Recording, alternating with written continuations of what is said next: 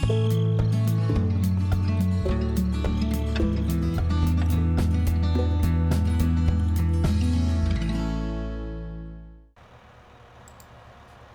everyone, welcome to Gelvin Valley for Farming Simulator 15.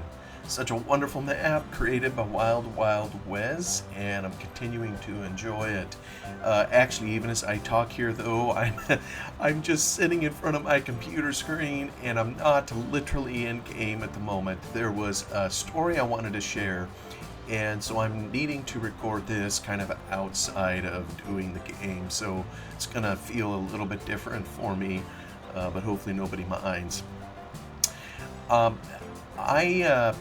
The story that I wanted to relate has to do with railroads, and I know maybe not the past episode, but the one before it, there was a fair bit of time spent talking about railroad games, and you know, I really enjoyed those, and I think I mentioned they're probably one of the few things that would ever entice me away from a farming simulator if we had a really, really good one out there. And maybe my tastes are too specific, you know, what I may call a good one, someone else may, you know, not consider it. I mean, for me, the pinnacle of those such games was kind of Railroad Tycoon 2, and so I've long looked for a more modern equivalent of it.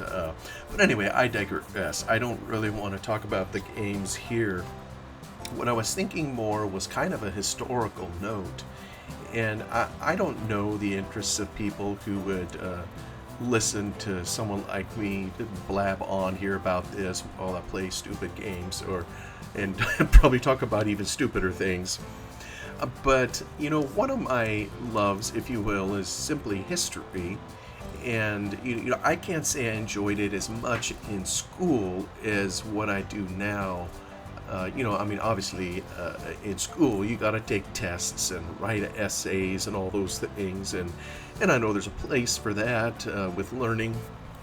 But I can't say that I really started to like history as much as when I got out of school and could read it freely on my own. I could pick whatever area of history I wanted to focus on, you know, if I was buying a book and wanted to read about it, or some of those kinds of things, because now I didn't have to write a doggone essay on it or term papers. So, and I imagine I'm not so different. I know there's lots of people who enjoy history, and maybe, you know, history has all sorts of areas. You know, a lot of times we think of history written in the context of nations. You know, I live in the U.S., and so maybe here when I went to school we would study U.S. history. You know, well, who were the presidents at such and such time?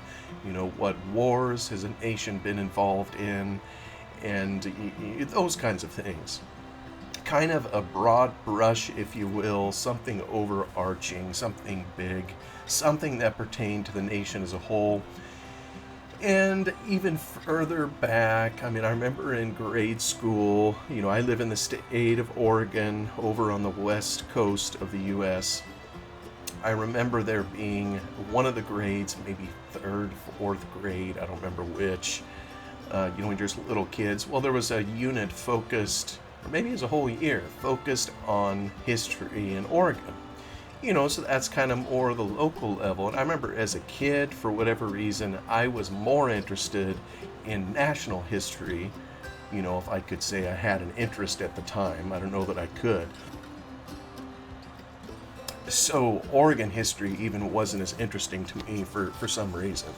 And I don't know why not. I mean, we got some cool stuff here. Every part of the nation, every state would, of course, have interesting things in it and about it. You know, we talked about the Indian tribes here, Lewis and Clark expedition. You know, when they came here, how they got here, the forts that they put down that you could even go visit today, and those kinds of things. So you learned about the state constitution and who the governors were and so forth and so on. Well, some of that, you know, maybe to a little kid just isn't as interesting as what other things would be. And, you know, I don't know why, for whatever reason, they never emphasized local history more when I got older. They just didn't. It wasn't an area of focus or emphasis. Maybe they figure they had other things, competing priorities that were more important. But I know as I've gotten older, there are and hey, I mean, we all have a connection to older people, right, in our lives. Parents, grandparents, through church or club or whatever things that we have, influence from the elderly, and you get some of them talking, and you hear how things were in the good old days, or whatever they call them. And there's lots of change. They say the only constant in life is change, and it's true. And so, a lot of my upbringing was in agriculture, and so to talk to some old timers, hear them talk, it was primarily related to farming and that kind of thing, as to how that was back in the day. And that's an interesting area of history in its own right. And this is the thing about history, like I was saying earlier, there's all sorts of areas of emphasis. And when I go to school, I don't recall there being any particular emphasis on agriculture. Yeah, maybe we had some unit of Cyrus McCormick creating a mechanical reaper, something I've since learned that isn't quite the whole story. But there's very little emphasis, and it's a discipline in its own right to learn history of agriculture. Tremendous, changes in technology over time. Well, another similar area that has to do with the games that I was talking about is railroad history. Obviously, there's been a huge amount of change in it too, from existence or coming to be as a concept a long time ago, first pulled by horses, and then we all have heard about the steam era, steam engine, diesel engines, and diesel electric, and some that are even entirely electric. Anyways, I mean, we could go on and on about the changes in technology. And so that's something too, in regular history class, it didn't receive a lot of emphasis. Maybe what we would hear about is, well, the Transcontinental Railroad was put in, shortly after the Civil War, and blah, blah, blah, that kind of thing. Maybe you learn a few cursory facts, and it's later that if you really want to know more about it, there's all sorts of awesome books out there dedicated to such a subject, and I purchased a number of them, read them to cover to cover. I am so nuts on some of those books. I not only read the text, I read every single footnote, because I'm sometimes I get into those and I get obsessed and want to just know more and more and more. So railroads have always, been kind of an area of interest to me too, and like some might say, I've always lived in a place, near or where you can hear a train whistle, maybe off in the distance.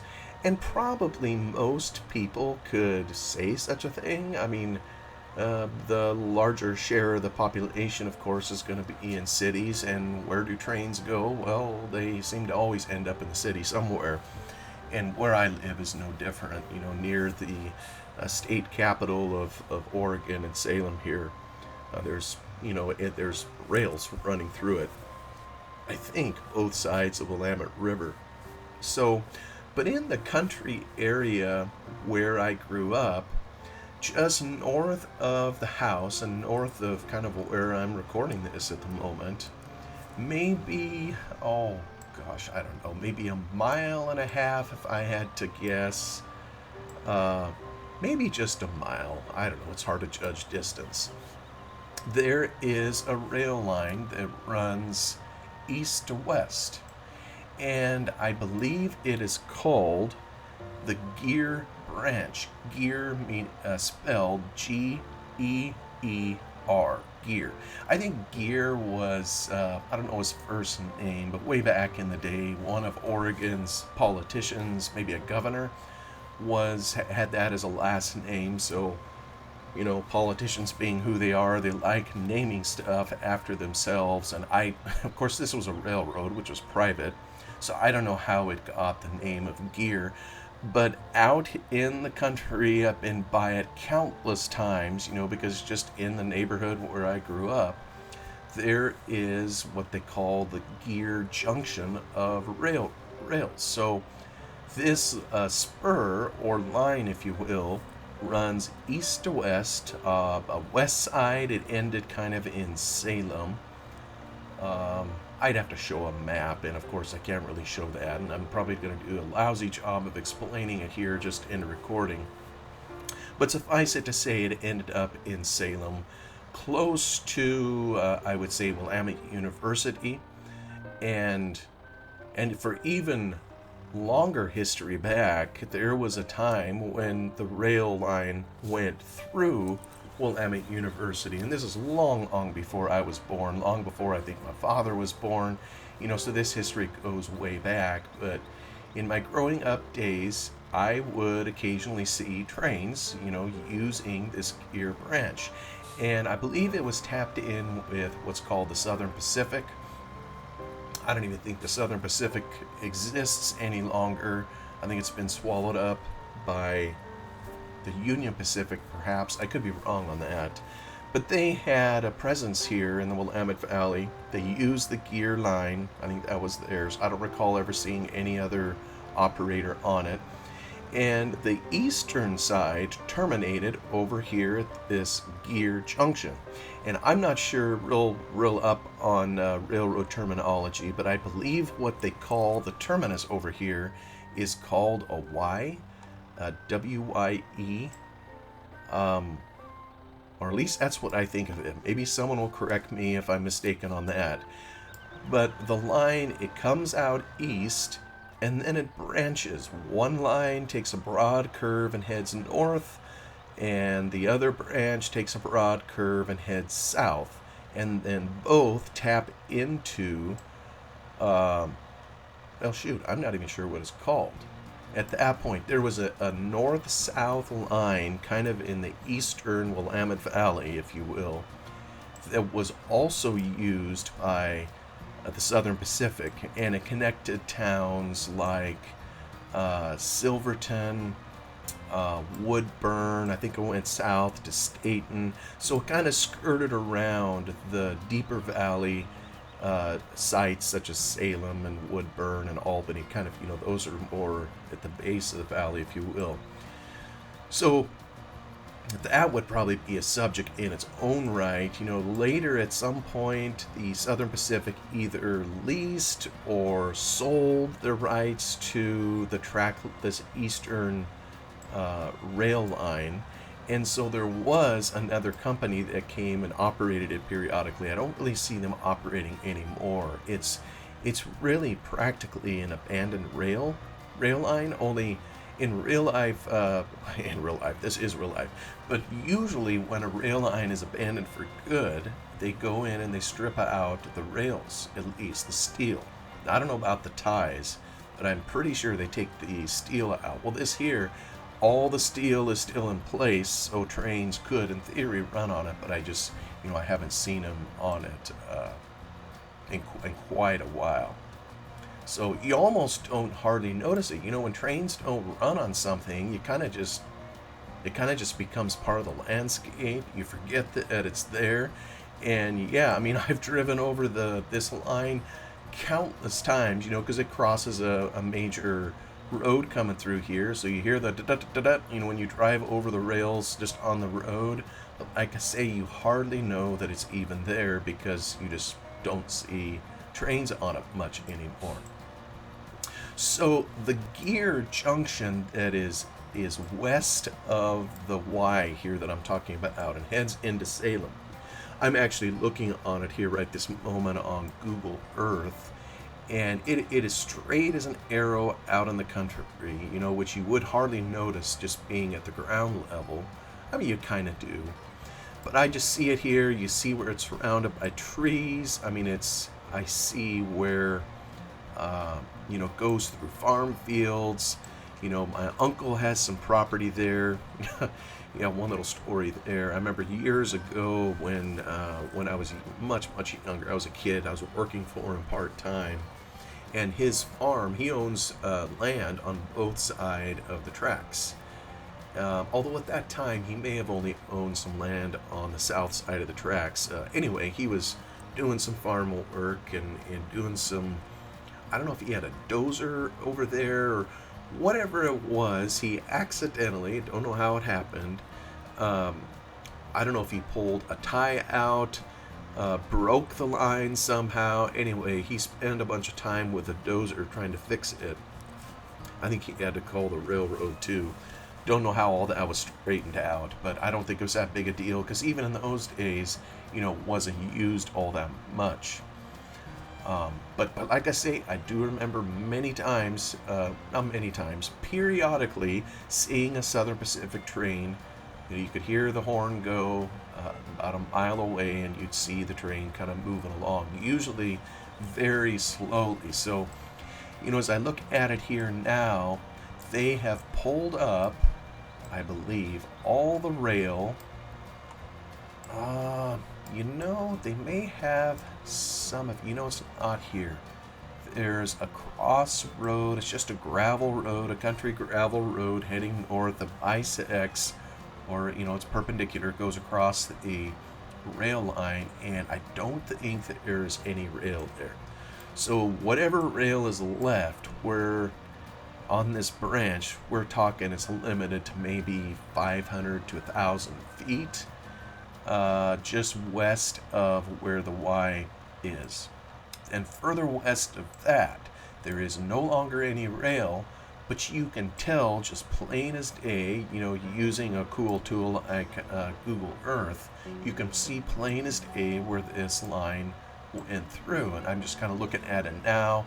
I see kind of where it goes through some of my uncle's property, and it's relatively flat through this area, but there were some hills, and there's nothing quite like punching in a railroad that they tried to keep as flat as possible for you to notice wherever the hills were.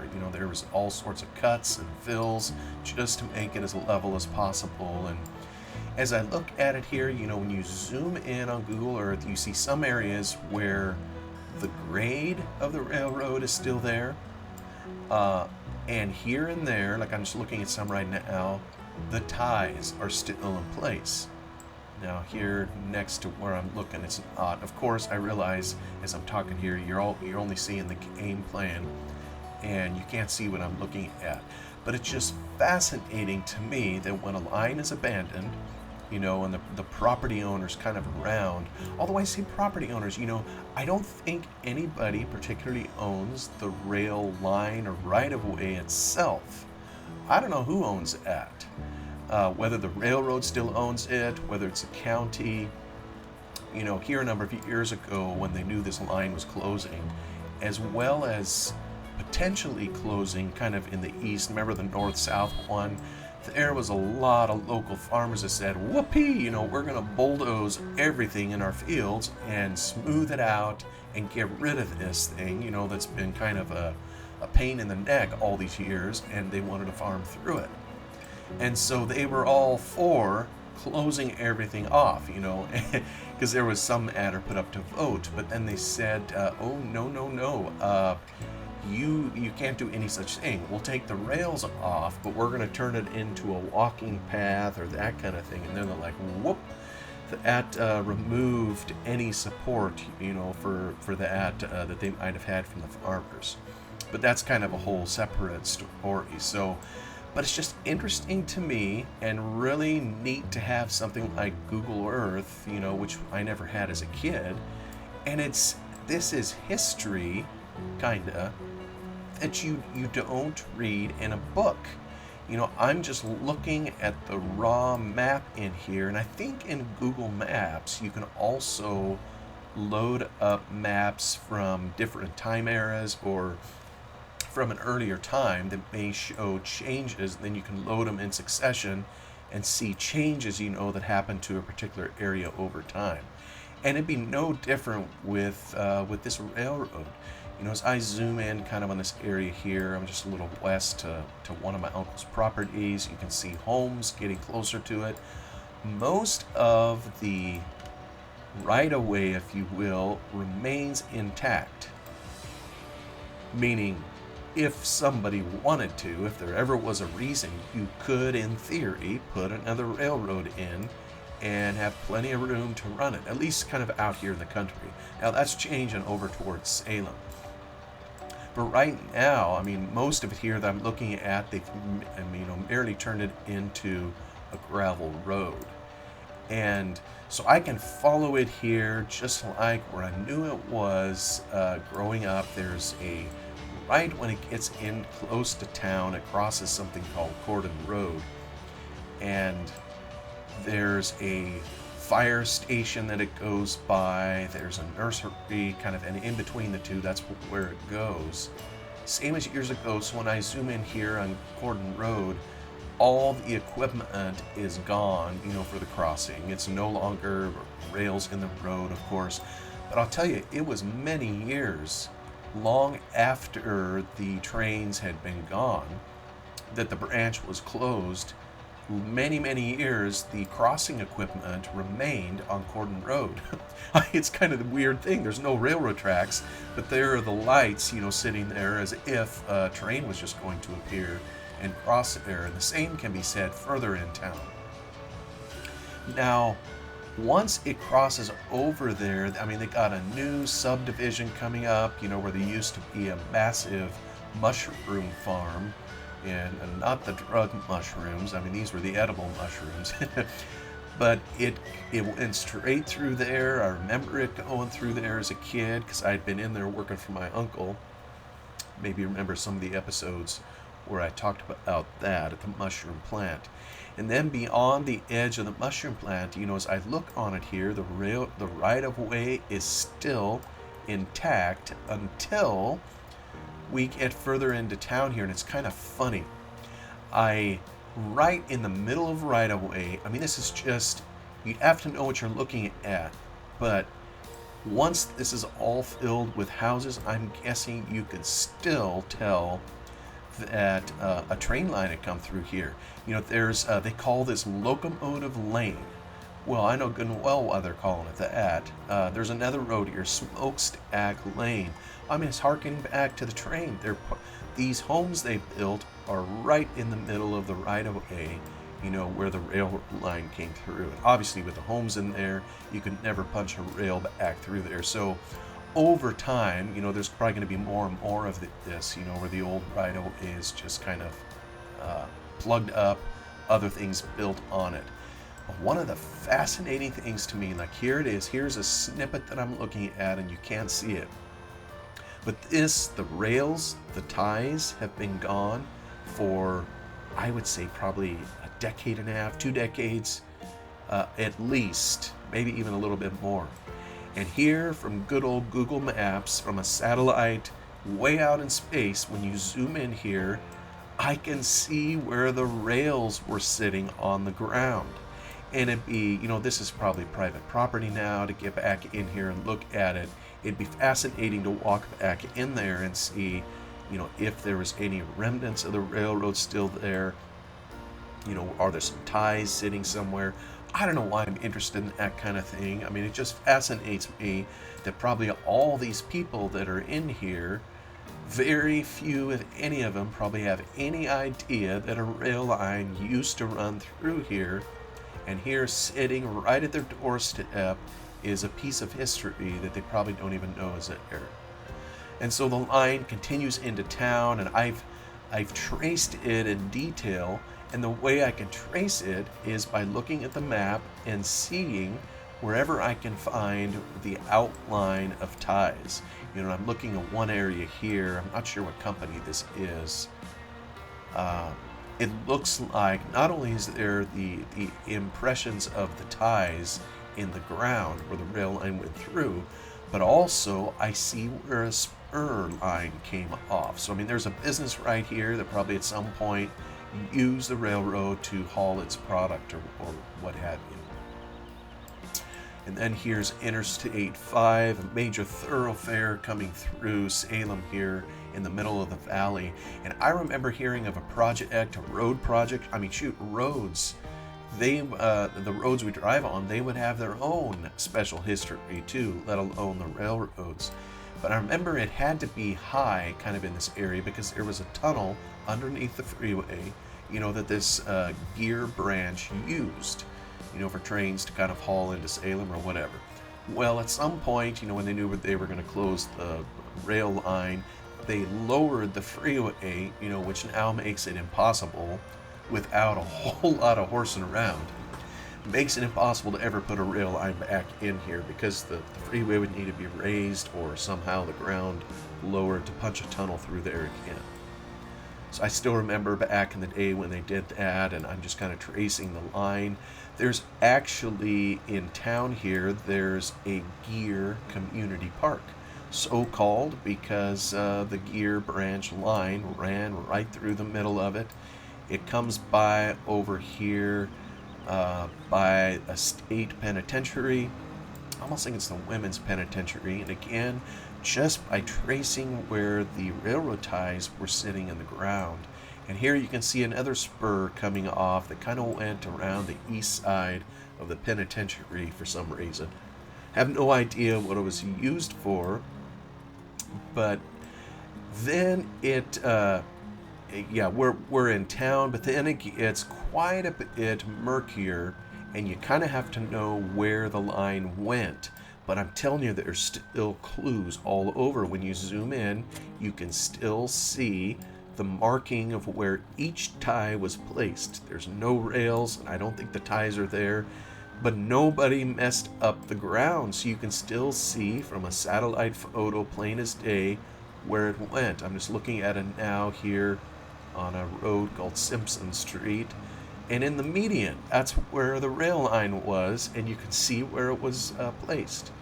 You can also tell where it went by looking at the buildings. The line curves a little bit here, and you can see the shape of a building. You look at a building and say, how come that thing isn't square and it's kind of cut off at an angle? Well, the reason is because they couldn't build it square or it would have interfered with the rail line. So it's just really interesting to see kind of where the line made its way through town. And like I said earlier, I can pretty much trace all the way to the north-south line, the main Southern Pacific line, that runs the length of the valley over by Willamette University. And that, of course, is still in function. The Amtrak uses it also. But it's just fascinating to me. And I know sometimes you got to use your imagination a little bit. And maybe that's part of what's appealing to me about it, is just contemplating, remembering something from my childhood and tracing it out, seeing that there is still remnants there. I would just wonder, I would never go along here and do it. But, what remnants might be on the road? Could you find a spike? Could you still find some ties? I know there are piles of ties, here and there. My uncle has some on his property out in the country where some of it's there. And maybe a lot of the ties are still embedded in the ground. I wouldn't know unless I went and started digging, and I'd probably be hauled in by the police for doing that. And there was bridges made. Some of them are still there, some of them are falling apart. But you can see bulkheads of a bridge, like crossing Mill Creek. And I've been scrounging in my memories as a child, trying to remember, if I ever remember seeing a train cross certain streets, and it might just be out of my reach. Maybe I was just too young to remember some of that. But I definitely remember the trains coming through here. Seeing them kind of off in the distance. Now, when the line was closed, it was used for a while, or part of it, while they had rail, was used to store boxcars and that kind of thing. I think it was the Willamette Valley Railroad, is that what it was called, that leased the line, the Geer branch, or part of it. Maybe they didn't even lease it. Maybe they just used it because nobody else was going to use it. But I think they leased the track or bought them from the Southern Pacific. And so I remember for years and years, there would be boxcars just in a big old long line kind of sitting there unused. Periodically, they would come in and pull some out, use them, whatever. But I don't know. I can't be the only one that has done this. You know, when you load up Google Maps and you just start looking around the area where you live, some area that fascinates you. Maybe some of us have a little bit of a snoop in us and we want to see what the neighbor's property looks like. But for me, I know I have gone back and forth over this area so many times just looking at this particular Geer branch. You know, and there's the north-south part, you know, that I mentioned a little bit earlier. That would have a story in its own right. You know, in my mind just somersaults. You know, I wonder who were the people who put the line in? What did it look like when they were punching the line in? What obstacles did they have? What kind of equipment did they use? And unfortunately, a lot of this is just a part of history that gets lost. You know, unless you know an old timer or something, you just don't know, because nobody thinks to put this kind of thing into a book. You know, you might get lucky and find maybe you'll find someone's diary that knew something about it. Maybe from people that live along the line, you can get a little bit of history. But I mean, that has changed so much over time too, that it's really hard to put your finger on what happened. And good luck calling the companies. You know, companies change hands too. Southern Pacific, I don't think they exist anymore, so you can't call them up. I think once upon a time they had a historical society, but I don't know what becomes of all that. And then north, you head north, I mentioned some of the towns that it goes through. Well, another town that the railroad passes through is this little burg called Prattam. I don't even know if it's a town. I don't think it's incorporated. But there's a number of homes, there's a cooperative there that farmers use, and I think they've used the rail line in the past. If I'm not mistaken, there's a spur there that still has rail on it. But it's my understanding that years ago, there was a line being built to the east of this that would go up into the Waldo Hills. And when I say years ago, I'm talking maybe the time era latter 1800s, early 1900s, you know, where they literally used Chinese coolies to help put the line in, but it was never complete. And so the records on it are so sparse, you just can't find anything to satisfy, you know, a person's interest in it.